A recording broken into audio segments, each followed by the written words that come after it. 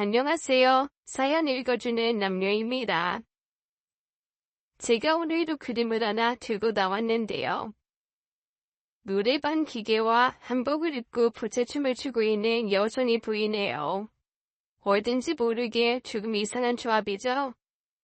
도대체 이 여성에겐 어떤 사연이 있는 걸까요? 그럼 오늘의 이야기 시작하겠습니다.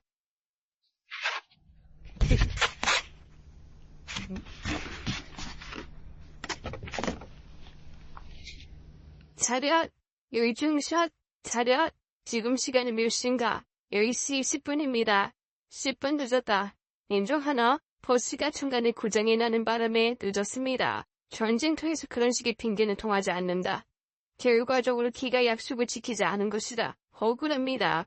안 늦으려고 다섯 정거장을 뛰어왔습니다. 더 빨리 뛰었어야지. 벌칙으로 연병장 10바퀴 뛰고 온다. 지금요? 단장 실시? 아버지, 군대냐고요? 아니요, 저희 집입니다. 우리 아버지는 평생 군복을 보지 않은 명예로운 대한민국 육군이시죠.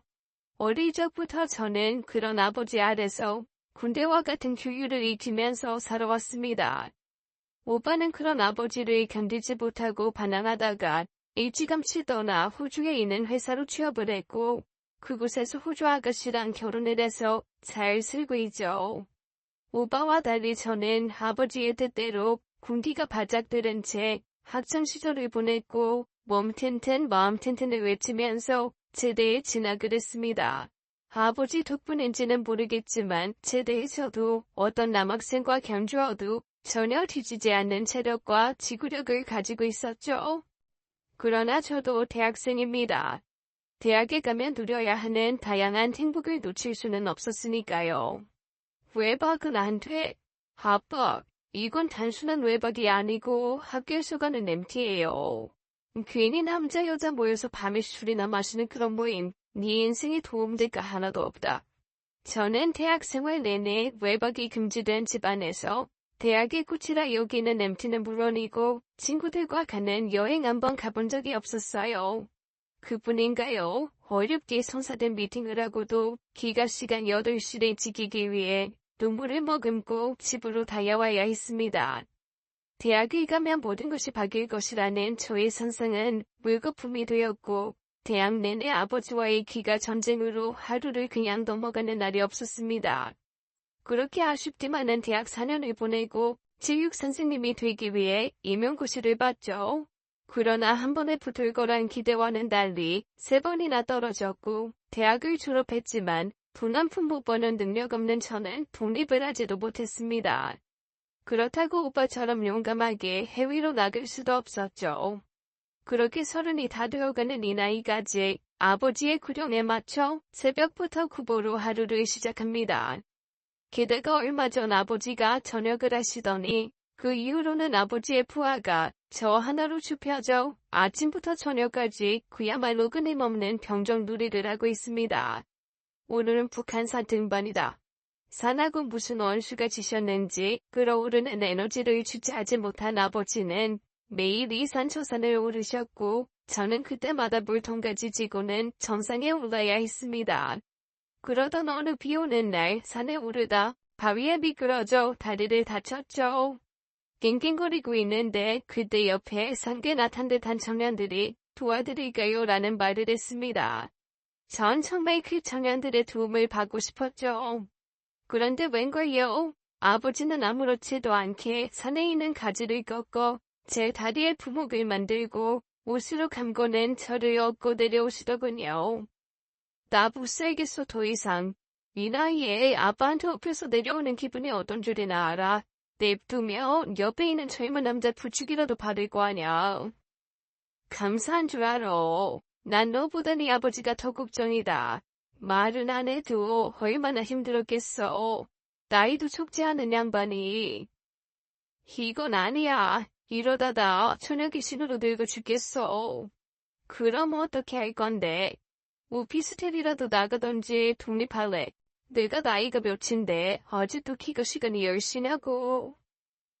그나마 넌 오빠의 투쟁 덕분에 1시간 늘어난 거야. 오빠는 9시였어. 그러니까 도망갔지. 너도 도망가던가, 제주껏.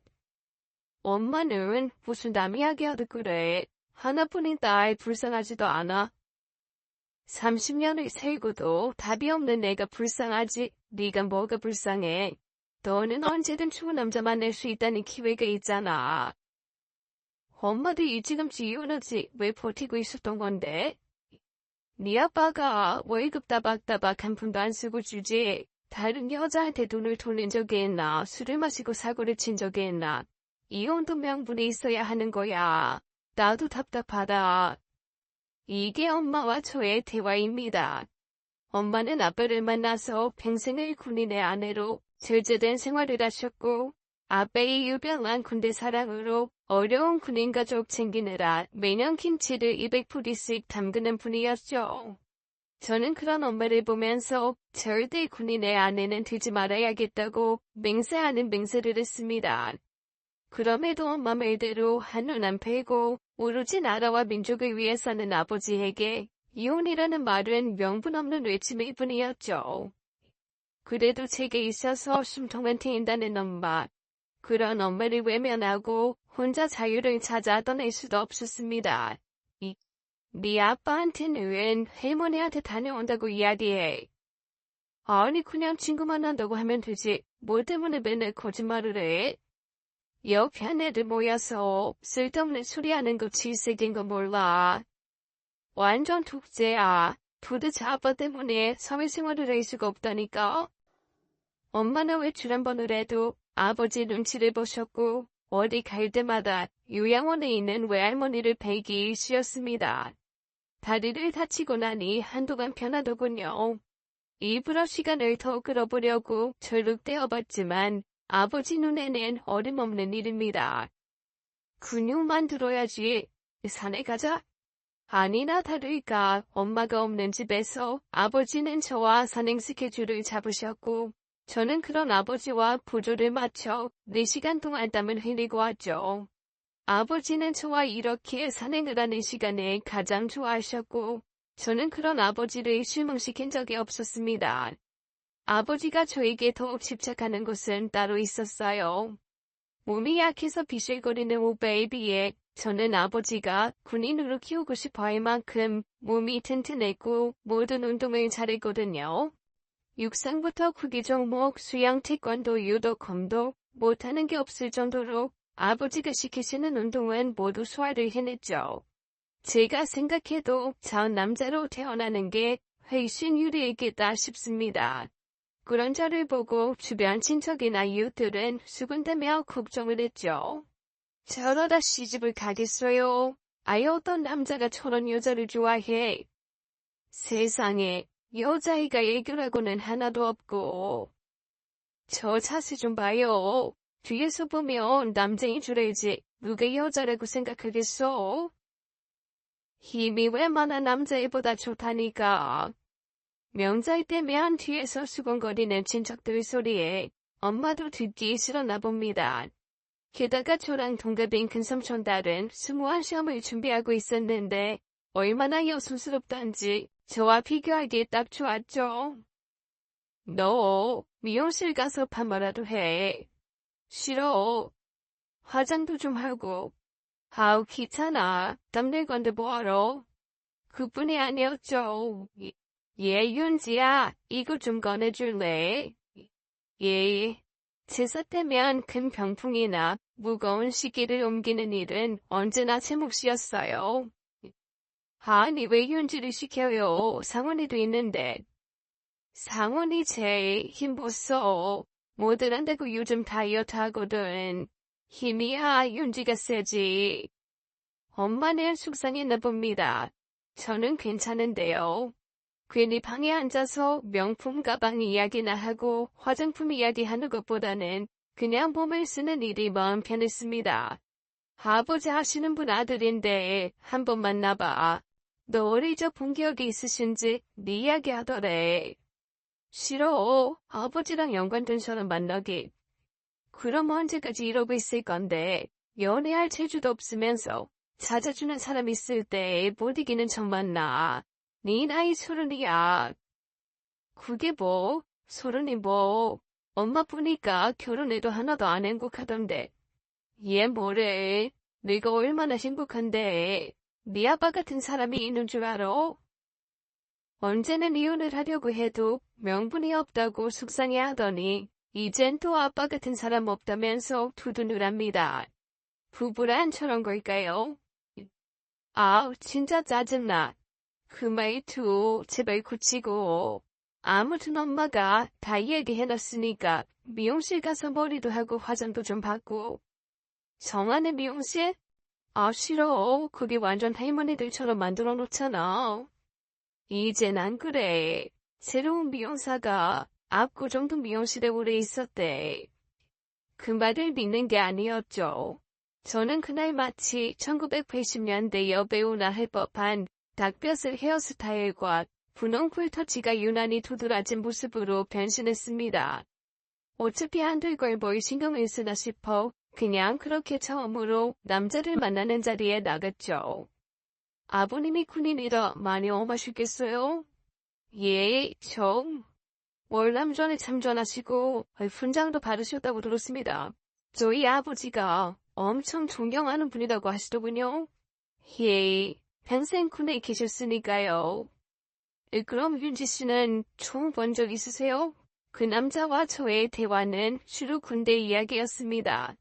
우리 아버지에 대한 인터뷰를 하러 온 건지 저와 선을 보러 온 건지 도통 이해가 되질 않더군요. 나중에 안 사실이지만 이 사람 이미 좋아하는 여자가 있었고 부모 때문에 할 수 없이 나왔답니다. 그래도 격식은 갖추자면서 식사를 하러 갔고 변치 않은 점심에 저는 체하고 말았습니다. 부모님께는 제가 차인 것으로 할게요. 그게 좋겠죠?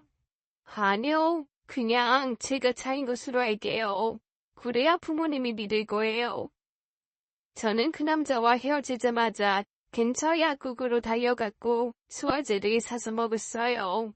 그때 약국 앞에서 우당탕 소리가 나는 거예요. 저는 무슨 일인가 달려나갔고 은행 앞에 주저앉아있는 아주머니 한 분이 소리를 치고 있었습니다. 아이고 내 가방 좀 찾아줘요. 저리. 보니 벌써 멀리 달려가고 있는 놈이 보였고 손에는 아주머니 가방인 듯한 것이 들려져 있더군요. 주변 사람들은 어쩔 줄을 몰라있고 저는 그 길로 생각할 겨를도 없이 그 소매치기범을 쫓아 뛰기 시작했습니다. 달리고 달렸죠. 제일 늦게 들어오면 10바퀴를 더 뛰어야 했던 그 시절을 상기하며 죽으림을 다해 뛰었고 점점 그놈이 시야 가까이 들어오더군요. 뒤를 돌아보다 제 모습을 보고 놀랐는지 당황하고는 더 열심히 뛰기 시작했습니다. 너 잡히기만 해봐. 그 순간 갑자기 자기를 가로지르려는 소매치기범.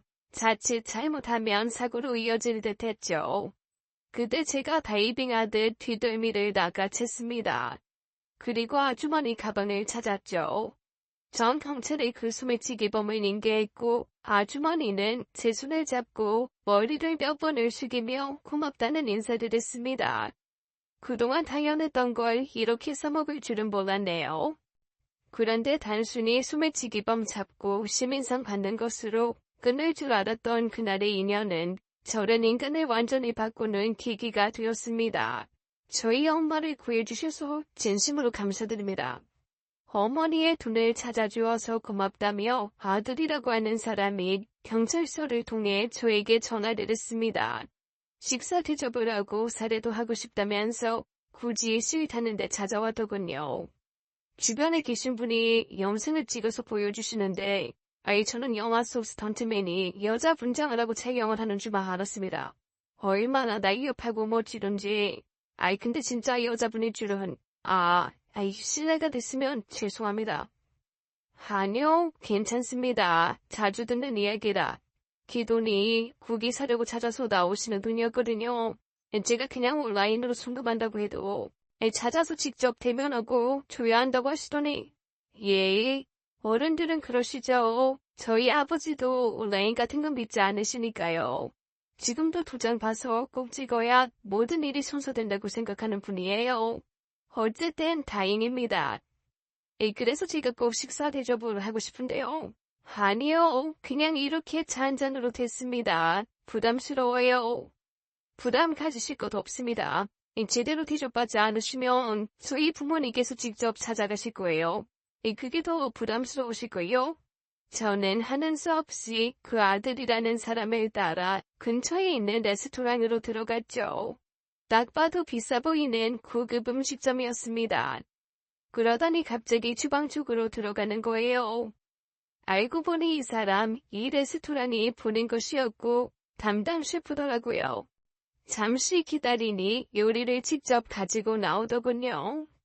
드셔보세요. 바로 이 고기입니다. 이 돈의 주인이.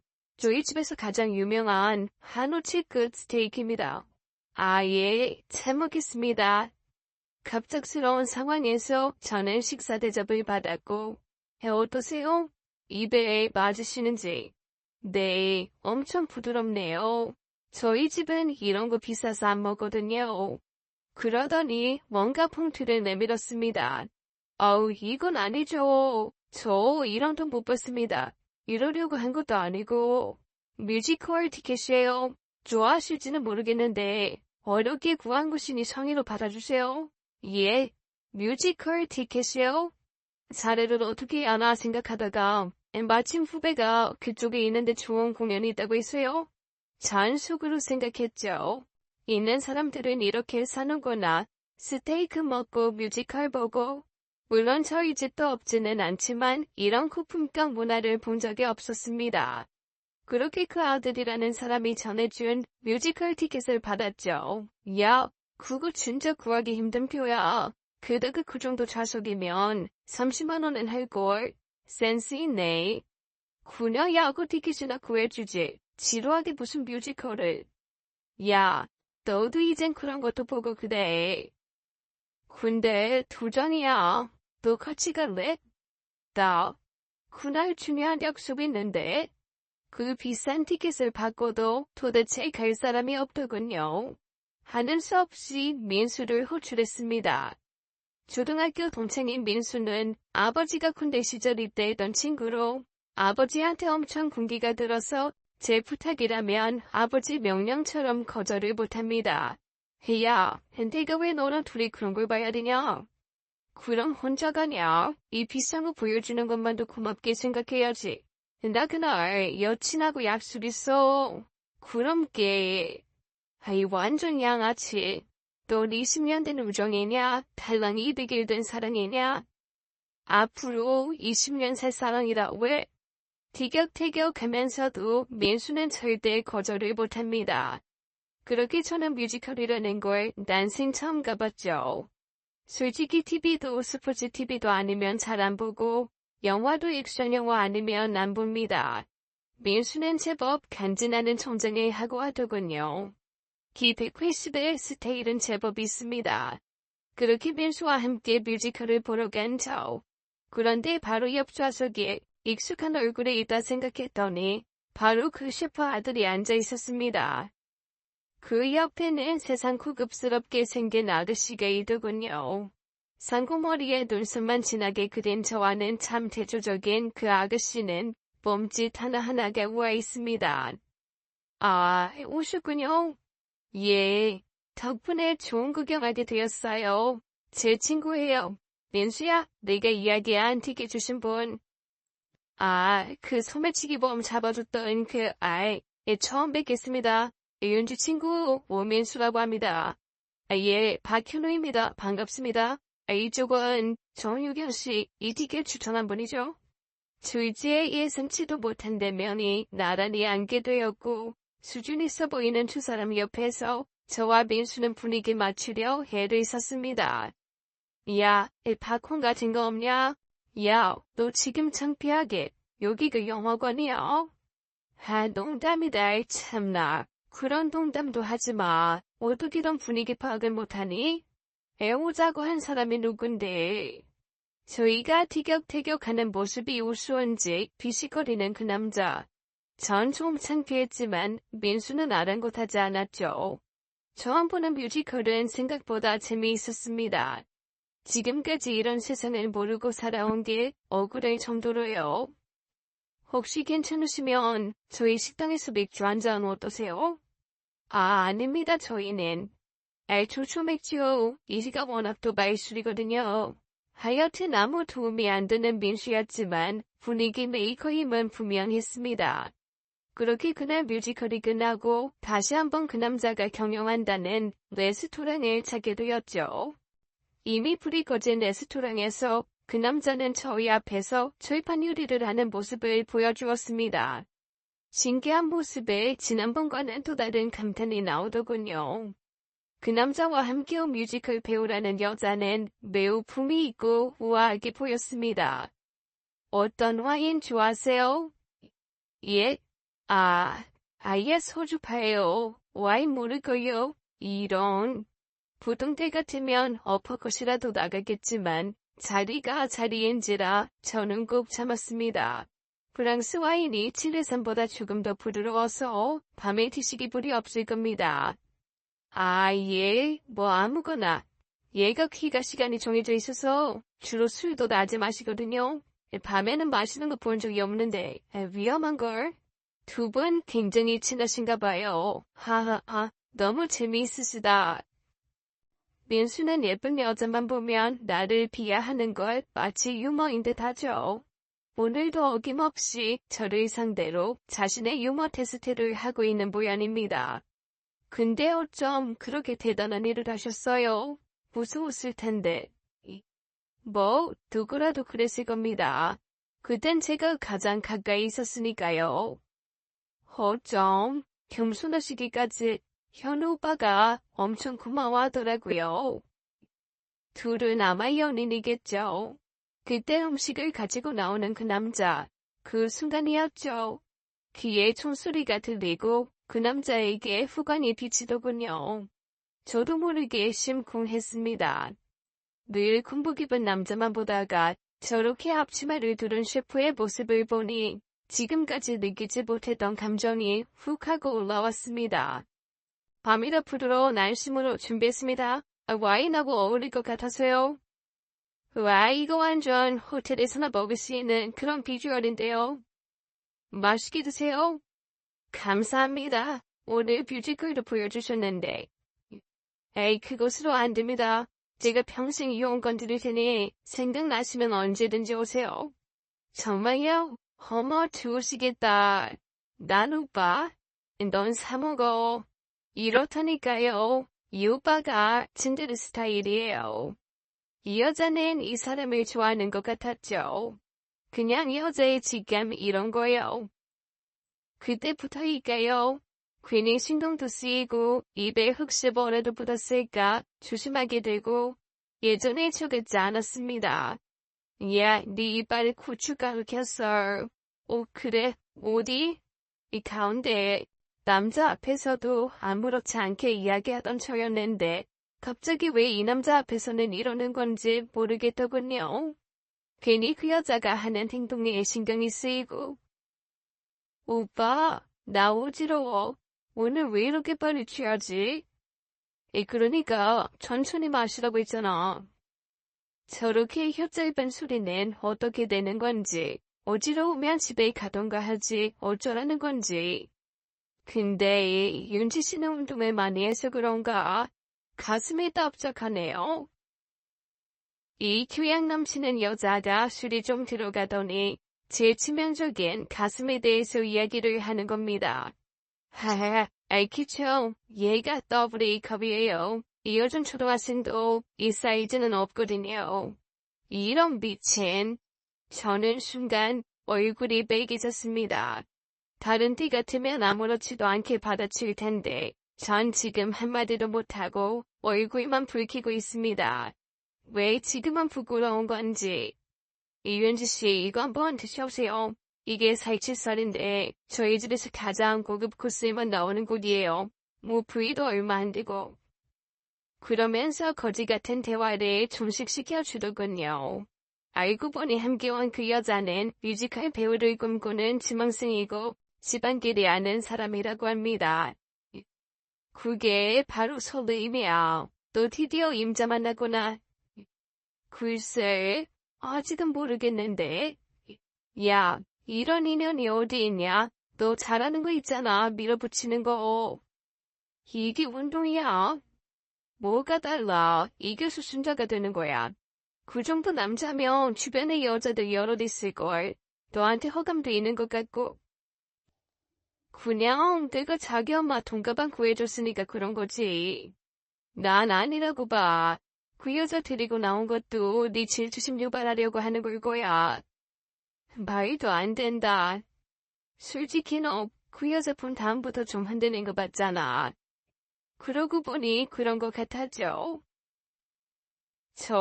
귀가 시간 늦춰주세요.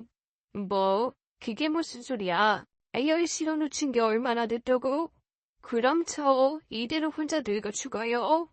이 자식이 애비한테 못하는 소리가 없어. 연애한다고요. 연애를 해야 결혼을 하죠. 어머, 너 누구 생겼니? 예. 어떤 놈인데, 뭐하는 녀석이야? 군대는 현역인가? 아버지의 질문은 역시 아버지다웠죠. 다행히 현우 씨는 해군 만기 제대로 군을 다녀왔다고 했습니다. 겨우 아버지에게 귀가 시간을 1시간 더 허락받고 현우 씨를 찾아갔습니다. 마침 레스토랑문을 닫으려고 정리를 하고 있었어요. 무슨 일이세요 이 시간에? 저 언제든 오라고 하셨잖아요. 물론. 근데 시간이 많이 늦어서요. 그때 해주셨던 파스타 만들어주세요. 저의 도발적인 주문에 멍하니 쳐다보더니 비시국고는 다시 앞치마를 입은 현우씨. 저는 속으로 무질 떠였지만 꼭 이겨야 한다는 간절함이 있었죠. 좀 일찍 오셨으면 5분 그라탕도 함께 해드리는 건데. 아니요, 괜찮아요. 맛있게 드세요. 전 코로 들어가는지 입으로 들어가는지 모르게 후루룩 먹었어요. 머릿속이 하얘졌지만 처음으로 느낀 이 감정을 숨기고 싶지 않았습니다. 저랑 사귀면 안 될까요? 그리고는 답변도 듣기 전에 화장실로 달려가 먹은 걸 모두 토했습니다. 정말 최악의 날이었죠. 화장실에서 나오기도 민망하고 제가 너무 싫어서 미칠 것 같았습니다. 그런데 제 음식이 그렇게 별로였어요? 예? 아니요. 그런 게 아니고요. 지금 사깁시다. 저도 연지 씨에 대해 알고 싶은 게 너무 많아요. 그렇게 말도 안 되는 만남이 시작이 되었습니다. 저는 그날 집까지 달려갔어요. 시간이 몇 시인가? 11시 14분입니다. 시간을 들려줬으면 약속을 지켜야지. 예, 10바퀴 뛰고 올게요. 그렇게 저는 10바퀴를 뛰면서도 입이 다물어지지 않더군요. 태권도에서 상대방의 얼굴을 강타하고 이겼을 때도, 기주에서 막판 스파트로 역전하여 승리했을 때도 이보단 덜 설레었던 것 같습니다. 부모님이 만나고 싶으시대요. 저는 긴장을 하고 부모님을 만났어요. 부모님 댁은 큰 한옥이었는데 마당이 아주 넓었습니다. 그리고 집에 들어간 순간 두 가지 때문에 놀랐어요. 마치 옛날 드라마에서나 볼 수 있던 광경이었으니까요. 마당에서 전을 붙이고 고기를 삶고 난리도 아니었죠. 그리고 또 하나는 가족 구성원이었습니다. 저만 해도 달랑초와 오빠뿐이고 그나마 오빠가 없어서 보이면 늘 셋이 전부였는데 거기는 일개 수대가 있는 듯했죠. 알고 보니 형제가 남자만 5이었습니다. 다들 결혼하고 현우 씨가 막내였더라고요. 어서 오세요. 이렇게 다시 만나서 얼마나 좋은지. 어머니는 제 손을 덥석 잡았습니다. 예. 잘 지내셨죠? 그럼요. 말 놓으세요. 어머, 이렇게 작은 아저씨가 어떻게 그런 일을 했대요? 이쪽은 큰형님, 그리고 이쪽은 큰형수님. 이쪽은 둘째 형님이고 이쪽은 둘째 형수님. 끝도 없이 나오는 형제들과 가족들을 인사하는 시간만 한참이 걸린 것 같았습니다. 그러나 정작 아버지는 안 보이시더군요. 그런데 아버님은 그때 부엌에서 머리 수건까지 하고 고무장갑을 낀 채 나오시는 분이 계셨습니다. 아버지, 현우 여자친구 왔어요. 아이고, 왔구나. 아이, 우리 마누라 돈 지켜준 아가씨가. 처음 뵙겠습니다. 이윤지라고 합니다. 그래, 반가워요. 아이, 이렇게 인연이 돼서 우리 막둥이 여자친구가 됐다니까 내가 얼마나 좋은지. 우리 아버지는 평생 가도 부엌 한 번 안 들어가시는데 머리수건에 고무장갑까지 끼고 주부처럼 자연스러운 모습에 전 사실 당황했죠. 이거 내가 만든 거요. 아이 직접 농사지은 배추로 주자도에서 사온 액젓에 양양고춧가루로 만든 겉절이 한번 먹어봐요. 알매콤한 게 얼마나 맛있나. 이걸 직접 하셨어요? 그럼 이것만 했나? 이것도 내 솜씨요. 집에서 직접 숨도 틀이. 그냥 식당서 먹는 거하고는 차원이 틀리구먼. 오늘 아가씨 온다고 아버지가 직접 음식 다 하셨어. 현우 씨는 아버지를 닮은 걸까요? 아버님의 음식 솜씨는 환상이었죠. 진짜 맛있었습니다. 저도 모르게 밥을 2공기 비웠으니까요. 아이고 세상에, 포기게도 먹는 거 보시게. 아이디 뒤로 좀 배워. 맨날 깨작거리고만 있지 말고. 어디 가서도 들어보지 못한 독담이었습니다. 많이 먹는다고 타박이나 당했지. 이렇게 칭찬까지 들을 일이라니요. 칭찬은 그래도 춤추게 한다고 했을까요? 늘 남자 같다 시집을 가겠냐 하는 소리만 듣던 저는 인정받는 집안을 만났고 마침내 전 그 집의 막내 며느리가 되었습니다. 아버님 어머님은 저를 너무 이뻐하셨죠. 그때에 아니었으면 그 큰돈 잃고 이 사람 병났을 거야. 세상에 이런 복덩이가 내 며느리가 될 줄 누가 알았나. 그러게요. 막내가 워낙 여자애처럼 돌아서 걱정하더니 와이프가 아주 듬직하네. 아버님 어머님은 친척이고 친구고 저를 데리고 다니면서 자랑을 하셨고 저는 그때마다 뻘쭘하게 앉아있다가 왔죠. 부모님들은 제가 친척을 만나도 무뚝뚝하고 말이 없다면서 형님들에게 아쉬움을 이야기했나 보더라고요. 형님들은 어린 막내 동서가 제일 애교가 없다면서 가르쳐 주셨지만 안 되더군요. 아버님이 나를 너무 낳고 싶어서 계속 낳다 보니 다섯이 된 거야. 그래서 도련님이 날 노릇한다고 했었지. 어릴 때부터 머리핀도 꽂아주고 인형도 사다 주고. 그 영향 때문이었을까요? 이 남자는 대학에서 경영학을 공부했지만 취미가 꽃꽂이고 요리였습니다. 결국은 셰프가 되어 레스토랑을 경영하게 된 것이죠. 이 남자는 바로 위 형님과도 12살이나 차이가 나는 집안의 늦둥이였고 그래서인지 순간순간 어리광과 막내 티가 나더군요. 반면 애교라고는 찾아볼래도 찾아볼 수 없는 저는 시간이 지날수록 현우 씨와 그런 면에서 부딪혔습니다. 형수들 봤잖아. 아버지한테 애교 부리는 거. 그래가지고 지난번 작은 형수 아버지한테 땅 받았어. 그래서 나보고 지금 애교 부리고 땅 받아오라는 거야? 네 성격 이런 거 모르고 결혼했어? 아이고 결혼했지. 그래도 남편이 원하면 좀 바꿔줄 수도 있잖아. 그게 뭐 어렵니? 돈 드는 것도 아니고.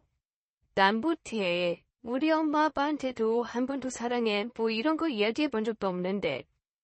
제가 볼 때는 참 아무것도 아닌데 애교가 없다는 것이 왜 문제가 됐는지 이해가 되질 않았죠. 반면 남편은 우리 집에 가서 아버지한테 엄청 잔소리를 들었습니다. 아니 사내가 돼서 그것도 못하면 어쩌나. 아빠는 군대도 아니고 갑자기 왜 팔굽혀펴기를 하는데. 남자는 치료디야. 세공만기 제대라면서 그거에 누구 그렇게 힘들어해서야. 내일은 산에 가자. 새벽 4시에 출발이야. 남편은 기겁을 했고 아빠한테 끌려갔다 와서는 며칠 가게도 못 나갔습니다. 너무하신 거 아니야? 그냥 집에서도 충분히 대화가 되는데 왜 자꾸 산에를 가시냐고. 건강에 좋으니까. 당신도 너무 안 움직이잖아. 그러니까 힘든 거고. 내 건강은 내가 지켜. 그러다 꼴병 나면 당신 책임질 거야. 그렇다고 아빠한테 안 가. 비겁해. 나한테는 시댁 가서 애교 부리라고 난리를 치고. 참 그건 할 수 있는 거지. 새벽 4시에 산에 올라가는 거는 같아. 저희는 너무 다른 환경에서 자라 서로에게 맞추기 너무 힘들었어요. 저는 워낙 어릴 때부터 새벽 4시면 일어나서 조깅을 하고 6시 반이면 아침 식사를 했습니다. 그러나 이 사람은 아침 9시가 넘어서야 일어나서 바로 레스토랑에 향하죠. 물론 그가 시간이 늦어서 늦게 자니 피곤해서 새벽 안금도 못 꾸지만 그러다 보니 저와 하루의 사이클은 완전히 달랐습니다. 그러던 어느 날이었죠. 동서, 이번 주말이 아버님 생신인 거 알지? 결혼하고 첫 생신이잖아. 네, 알아요. 뭘 준비하면 될까요? 아버님은 일단 먹는 것도 먹는 거지만 전통적으로 노래방으로 점수를 매겨서 상금을 주셔. 예? 노래방이요? 특히 아버님 좋아하시는 트로트 댄스곡 이런 거 준비해야 돼. 별 이상한 전통이 다 있었습니다. 전 학교 때도 합창대회 때 노래하기 싫어서 입만 뻥긋댔는데 갑자기 트로트 댄스라니요. 당신 거기서 이번에 1등 해야 해. 매번 나만 와이프 없어서 빈손으로 왔다고. 형수들 장난 아냐. 옷 비려입고 화장도 거의 연예인 수준으로 하고 노래방 가서 연습도 하고 둘째 형수 넷째 형수는 거의 가수라니까. 나 싫어. 노래하기. 싫은 게 어딨어. 하라면 해야지. 아버지 생신인데. 아니 여기가 무슨 북한이야. 재롱잔치도 아니고 그냥 하면 되지 무슨 토를 그렇게 달아. 하기 싫은 걸 하라니까 그렇지. 나는 뭐 하기 좋아서 지리산까지 올라가냐? 진짜 이해되지 않았습니다. 왜 이렇게까지 해야 하는지. 드디어 아버님 생신이 왔어요. 가장 여성스러운 옷으로 갈아입고는 아버님 댁으로 갔다가 정말 놀랐습니다. 온 가족이 무슨 TV쇼에라도 나오는 듯 화려한 의상을 입고 진하게 화장도 했더군요. 전 상상 그 이상의 모습에 당황했죠. 식사를 하고 드디어 노래방 타임이 되었습니다. 사회는 셋째 아주버님이 보시더군요. 신사숙녀 여러분, 오늘 우리 박충만 회장님의 70세 생신을 맞은 것을 진심으로 축하드리며 지금부터 가정노래 경연대회를 시작하겠습니다. 아시다시피 노래방 점수에 아버님 특별 점수가 가산된 120점 만점이며 가산점에는 애교 점수가 특별히 크게 차지한다는 걸 잊지 마시기 바랍니다. 자, 그럼 기대하는 상품은 어떻게 되죠, 아버님? 오늘 무조건 1등은 금요일돈. 다들 키디박스를 치고 난리가 났습니다. 특별히 이번에 처음 출전하는 우리 반내 며느리 가산점 5점 주고 시작한다. 에이, 그런 게 어딨어요. 불공평해요. 아이들의 맘이야. 준우 사람 많음. 와, 우리 아버지 헤어시치고 갑자기 남편이 아버님 뺨에 뽀뽀를 했고 저는 그 모습에 경악을 했습니다. 저희 집에서는 있을 수도 없는 일이고 특히 사내가 저런 모습을 보였다가는 얼차려감이니까요. 가족 노래방 경연대회는 시작이 됐고 아버님은 며느리들의 재롱잔치에 숨 넘어가듯 좋아하셨지만 저는 시간이 갈수록 적응하기 힘들었죠. 남편은 머리에 꽃을 달고 하와이 훌라춤을 즐기세입니다. 듣던 대로 둘째 넷째 형님들은 축하 무대에 온 가수처럼 노래 실력이 대단했고 트로트곡이 그렇게 많은 줄 전 처음 알았습니다. 저는 그 모습에 입을 못 다물었죠. 그리고 드디어 제 차례가 돌아왔습니다. 우리 막내 며느리 파이팅! 많은 사람들의 기대와 박수 속에 전 한숨부터 나왔지만 이를 악물고 시합을 나가는 기분으로 앞에 섰습니다. 저는 철모를 쓰고 갈자총을 맨 채 저희 아빠의 18번이자 저의 18번을 들었죠. 사나이로 태어나서 할 일도 많다만 너와 나 나라 지키는 영광에 살았다. 유치원에 다닐 때부터 귀에 붓이 박히도록 들었던 노래였죠. 이 외에도 여러 군가가 있지만 그나마 제일 알려진 군가를 부른 겁니다. 그 노래의 집안은 쥐죽은 듯 조용해졌고 저는 끝까지 손을 힘차게 흔들며 최선을 다해서 불렀어요. 결국 그날 제 가산점에도 불구하고 둘째 형님이 금열돈을 받아갔습니다. 그날 남편은 진짜 화가 많이 났더군요. 집에 돌아오는 길에 한마디도 하지 않았습니다. 저도 딱히 할 말이 없었고요. 그런데 남편이 제 아빠에게 제대로 복수를 했습니다. 아빠가 전역한 군인들과 함께 축구 시합을 나가게 되셨고 저희 모두 응원을 하러 가게 되었어요. 아빠는 축구팀에 엄청난 애정을 가지고 계시고 올림픽 대표 이상으로 훈련하고 준비하십니다. 그 덕분에 결승까지 올라가게 되었고 온 가족들이 함께 보이는 날이기도 합니다. 나볼까? 그게 무슨 소리야? 아버지 결승이라니까. 아이 오늘 중요한 이야기 있어? 내가 자리를 비우면 안 된다고. 몇 주 전부터 이야기했는데 갑자기 무슨 일이야? 그렇게 됐어. 그냥 당신 혼자 다녀와. 지금 복수하는 거지. 뭐 그때 아버님 생신 때 내가 군가 불렀다고 복수하는 거 아니야? 제일 못한 건 알아보네. 뭐 제일 못해. 내가 제일 잘하는 노래 부른 건데. 그래서 시아버지 생신 때 군가 부른 게 잘한 거야? 그 분위기 썰렁한 거 못 느꼈어? 그럼 어떻게 해? 나는 형님들처럼 그렇게 엉덩이 흔들고 콧소리 내는 건 죽어도 못하겠는데. 내가 왜 결혼해서 그런 것 때문에 스트레스를 받아야 해? 그래 말 잘했네. 피자 스트레스 받는 거 하지 말자. 나도 가수 인정도 못 받는 약한 사이 소리 듣기도 싫고 몸 좋은 사이들하고 턱걸이 경쟁시키는 것도 죽기보다 싫어. 이건 그냥 아빠 축구하시는 거 응원하는 거야. 다른 가족들 다 온다고. 아이 싫다고 나는. 그리고 나가버리는 남편. 도대체 부모님한테는 뭐라고 말씀을 드려야 하는 건지 난감하더군요. 이렇게 우리 둘은 서로를 인정하지 못한 채 다툼만 이어갔습니다. 그러던 어느 날 아버님이 김치를 담가 놓으셨다고 가지고 가라고 하셨습니다. 지난번 일도 있고 해서 저는 죄송한 마음에 엄마에게 물어 불고기를 채워갔죠. 어머니, 저 왔어요. 그래 왔니? 동서 왔어. 어서 와. 덥지? 와서 수박 먹어. 수박 너무 잘 익었다. 아, 예. 그렇게 마루로 올라가려는데. 오랜만이에요. 결혼식 때 보고 처음인 것 같은데. 그 현우 씨 후배라는 그 아가씨였습니다. 저는 사실 당황했죠. 가족들 사이에 아무렇지도 않게 앉아 함께 수박을 먹고 있더군요. 유경이가 사온 수박이 너무 달어. 여리여리한 팔로 이 무거운 걸 들고 왔어. 오빠가 수박 제일 좋아하잖아요.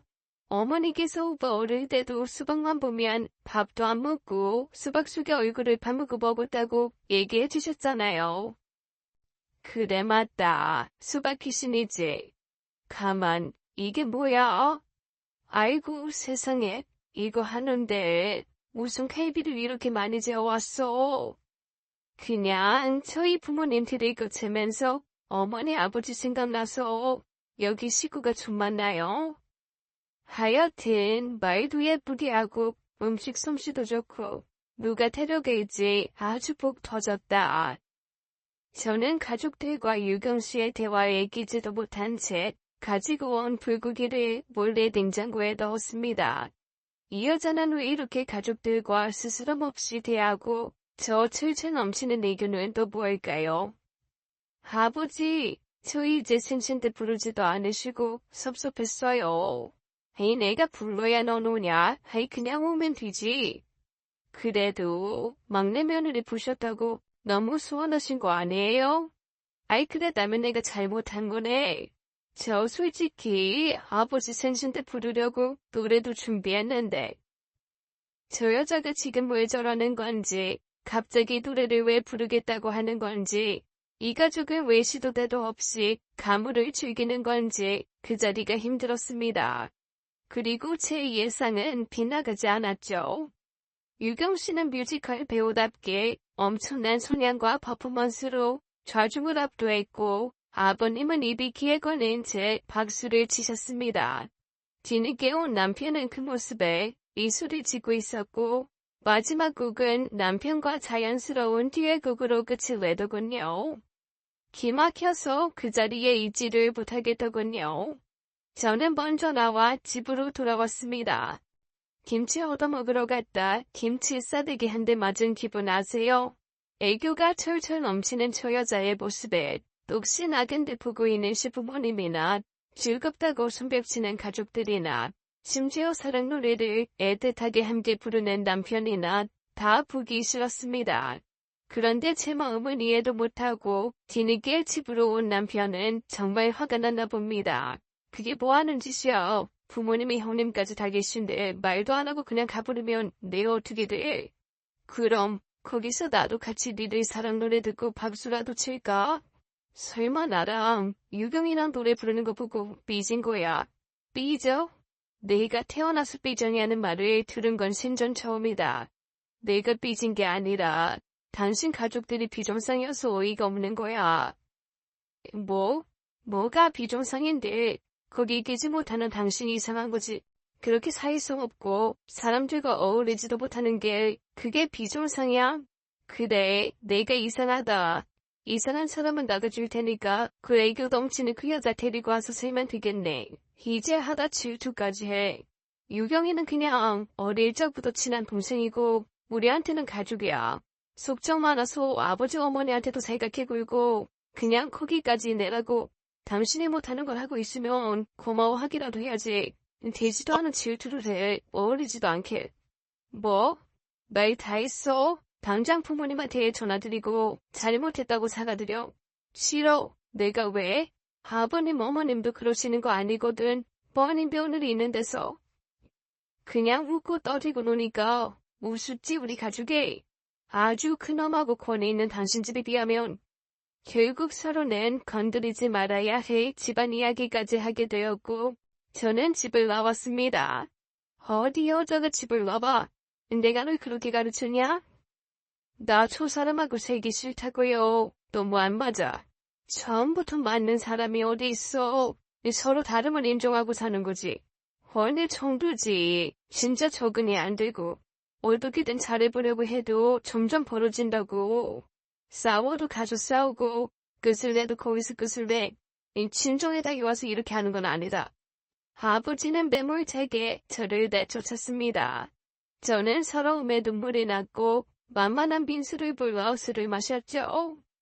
네가 특별한 거야. 네 남편은 아주 정상적인 사람이고. 네가 몰라서 그래. 결혼 전에는 그렇게 젠틀하게 굴더니 결혼하니까 완전 마마보이, 파파보이, 브라더보이, 진짜 패밀리보이, 지네 가족밖에 몰라. 가정적이고 좋은 애, 알케니 밖으로 돌면서 딴짓하지 않고. 야, 빈수, 너는 누구 편이야? 꼬레치도 남자라고. 이해봐라.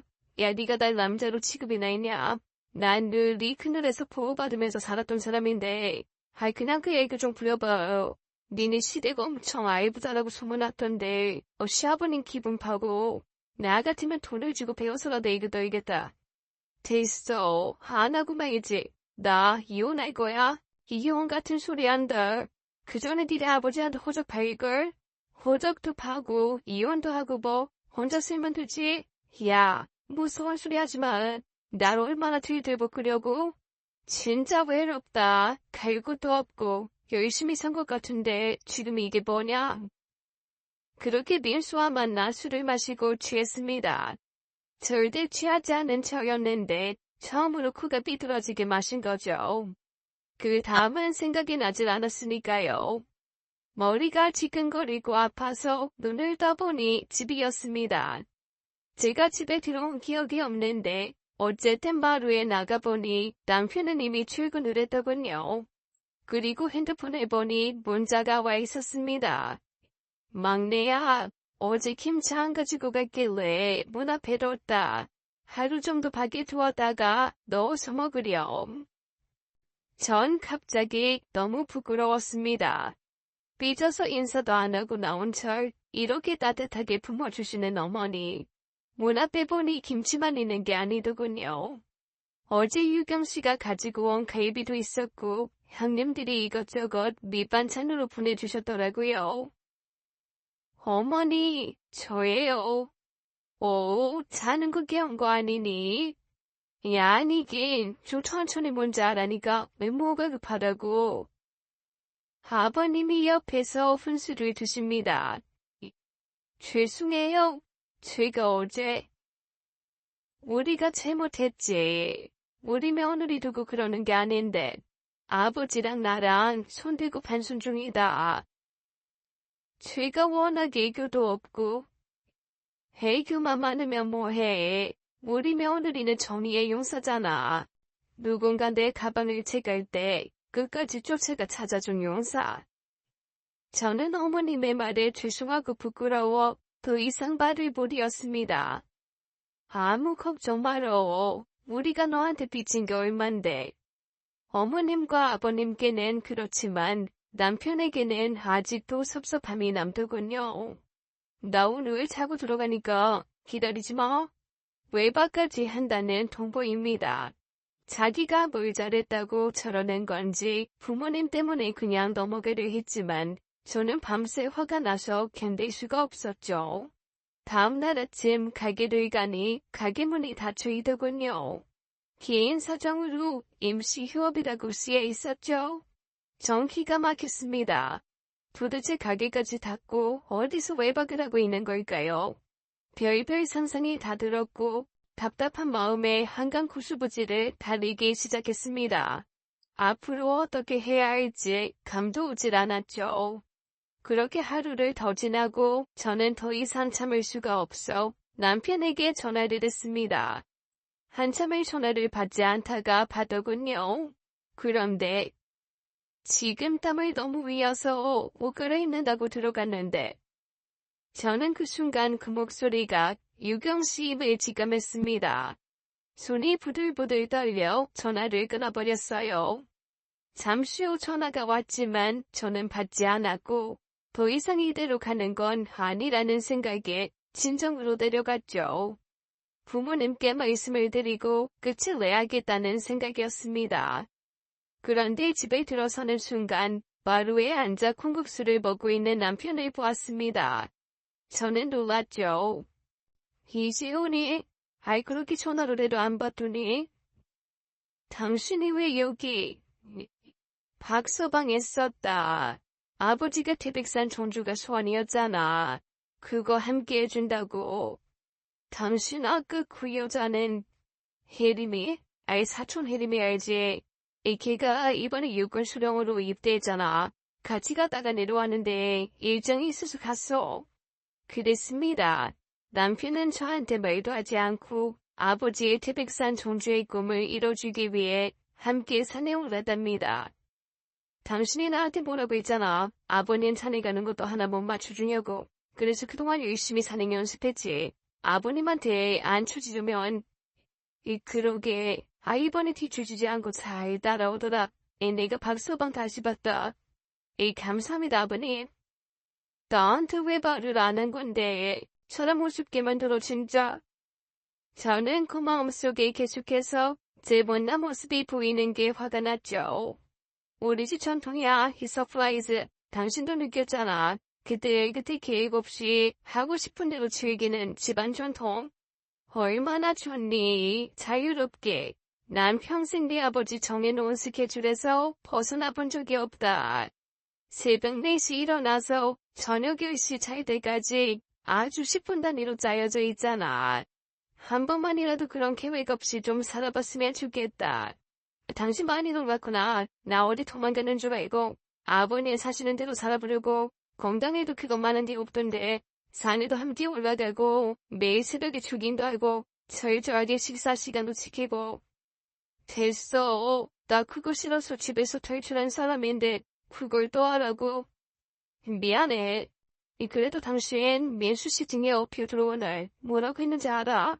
차렷, 일중샷, 차렷, 국기에 대한 경례. 그 소리 듣고 이 사람은 뼛속까지 훈련된 사람이구나.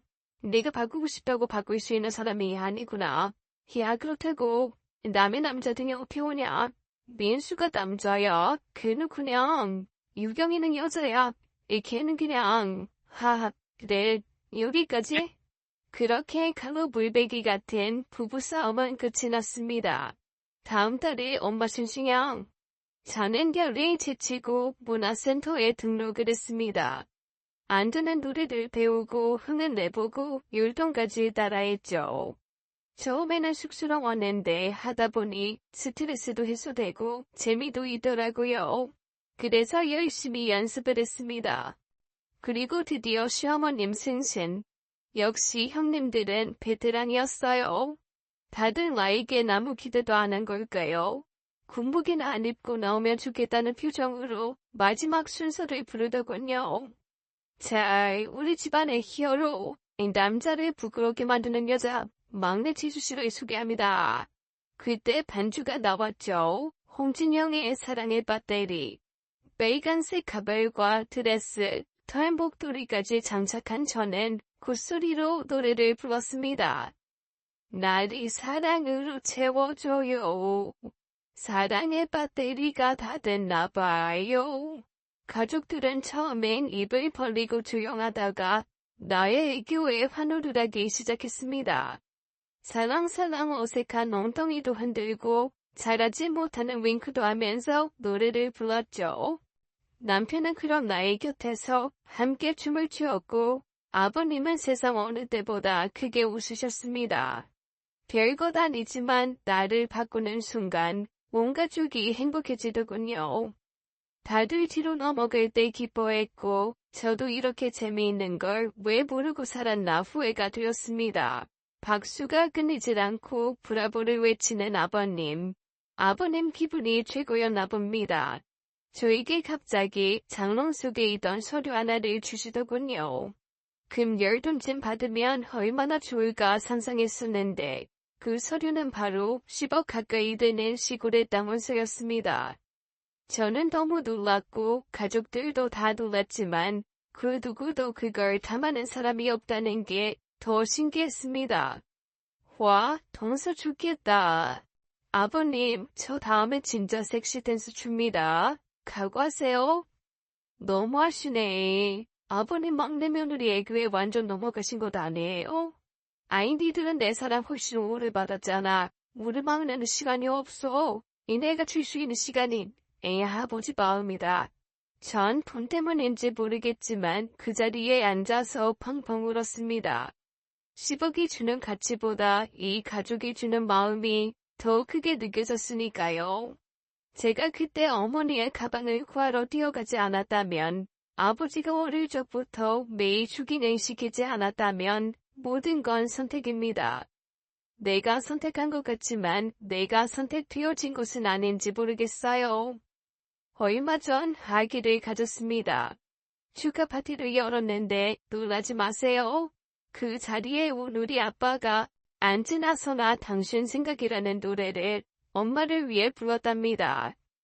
엄마는 조용히 들으며 눈시울을 적셨죠. 그런 엄마의 손을 잡아주신 시어머니. 참, 제 10억 궁금하시죠? 그게 그린벨트의 무교이다네요. 풀리는 그날 기대해주세요. 하하하. 오늘 이야기는 여기까지였습니다. 막내 며느리의 필살애교로 따낸 10억보다 가족들과 어울리기 위해 맞추려 노력한 모습이 훨씬 더 값져 보이는 이야기였네요. 저도 이야기를 낭독하면서 참 재미있고 유쾌한 기분이 들었네요. 여러분들은 어떠신가요? 누군가와 어우러져 살기 위해 노력하고 계신가요?